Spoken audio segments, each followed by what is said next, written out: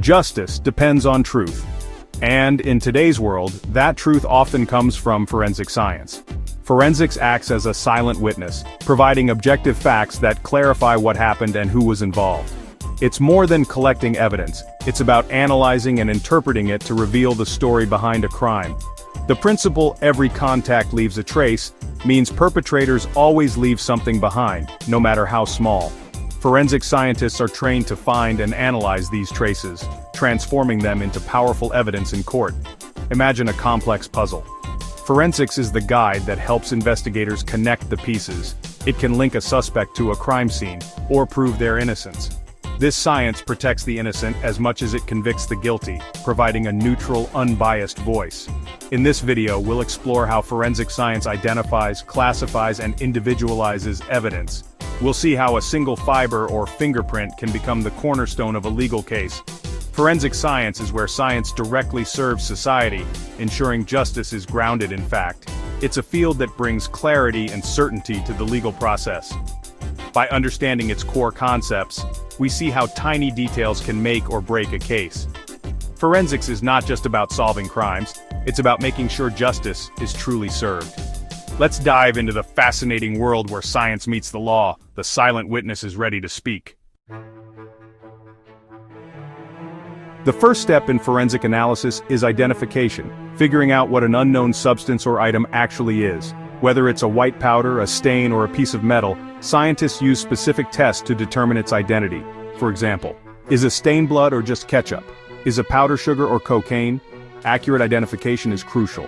A mistake here can derail an entire investigation. Forensic labs use strict protocols and validated methods to ensure reliability. Identification gives evidence meaning and context, setting the stage for all further analysis.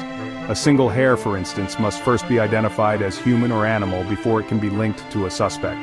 This process is the foundation of forensic science. Without it, evidence is just an unknown object. Every investigation starts with this question: what are we looking at?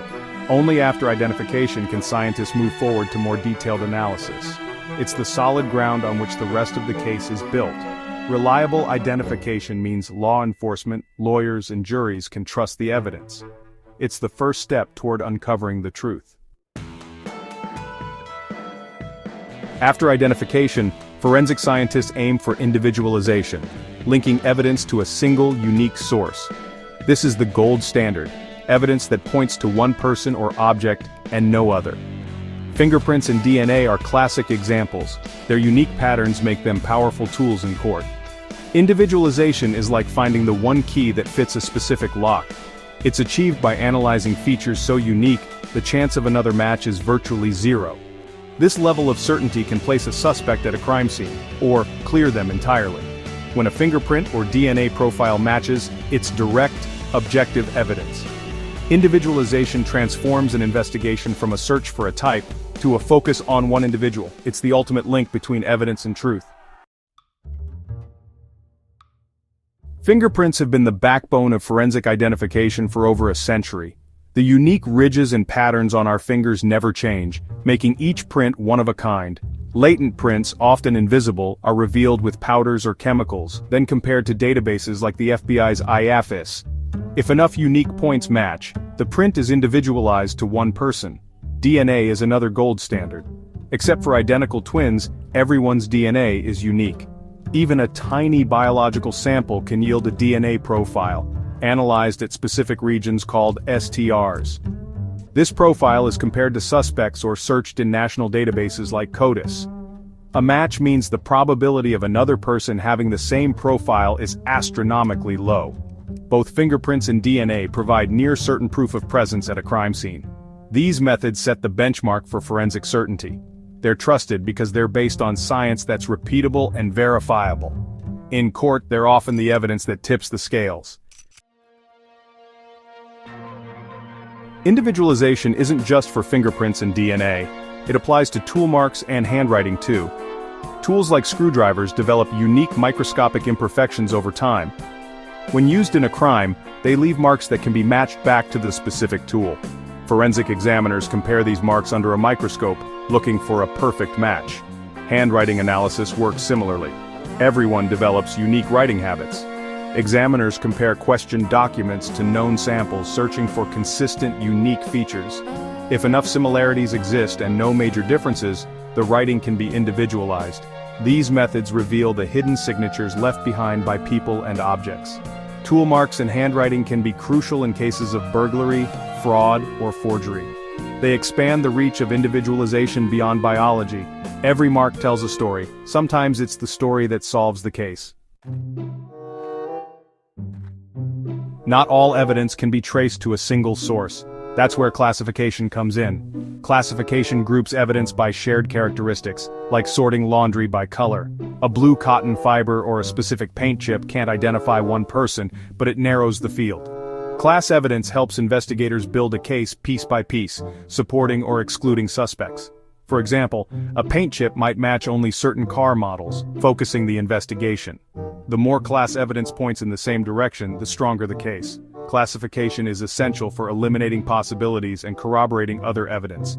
It's the workhorse of forensic science, guiding investigations when individualization isn't possible. Many cases are solved by accumulating class evidence. Fibers, soil, hair, and paint all add up. While it doesn't provide absolute certainty, classification is a powerful tool for narrowing the search. It's about building logical connections, one group at a time. Class evidence may not close the case alone, but it often leads to the breakthrough. It's the backbone of many successful investigations. Fibers are classic class evidence. Transferred between fabrics, they can link people or places. Forensic scientists analyze fibers for color, shape, and composition, narrowing them to a specific group. A red trilobal nylon fiber might match a certain car's carpet or a brand of jacket. Blood typing is another form of classification. Before DNA, blood type helped include or exclude suspects. Type A blood, for example, is common, but it can still eliminate suspects with other types. Soil analysis compares mineral content and texture, linking suspects to specific locations. Drug identification classifies substances as controlled drugs, forming the basis for prosecution. These methods don't point to one person, but they provide valuable links and exclusions. Class evidence builds a web of connections supporting the bigger picture. It's about narrowing possibilities and strengthening the case. Each piece adds context and credibility to the investigation. Classification is often the first step toward a breakthrough. It's the evidence that keeps the investigation moving forward. The difference between individualization and classification is key to understanding forensic evidence. Individualization links evidence to one unique source, like a fingerprint or DNA match. It's direct, powerful, and often decisive in court. Classification, by contrast, groups evidence with similar items, like a fiber or blood type. It can't pinpoint a single source, but it narrows the field and supports other evidence. Individualized evidence is often seen as direct proof. Class evidence is circumstantial. The strength of class evidence grows as more pieces point in the same direction. Misinterpreting class evidence as individualized can lead to injustice. But dismissing class evidence entirely is also a mistake. It can build a compelling case. Both types are vital. One provides certainty, the other builds context. Jurors, lawyers, and judges must understand this distinction to weigh evidence fairly. The justice system relies on using both types correctly. Together, they help reconstruct the truth from fragments. Forensic science is about using the right tool for the right job. Understanding these concepts is essential for justice. Forensic science is a pillar of the modern justice system, turning traces into facts. Identification, classification, and individualization are its core principles. Identification tells us what something is. Classification groups it.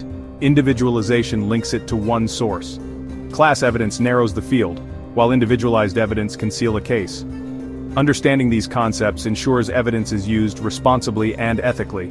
Jurors and lawyers who grasp the difference make better decisions.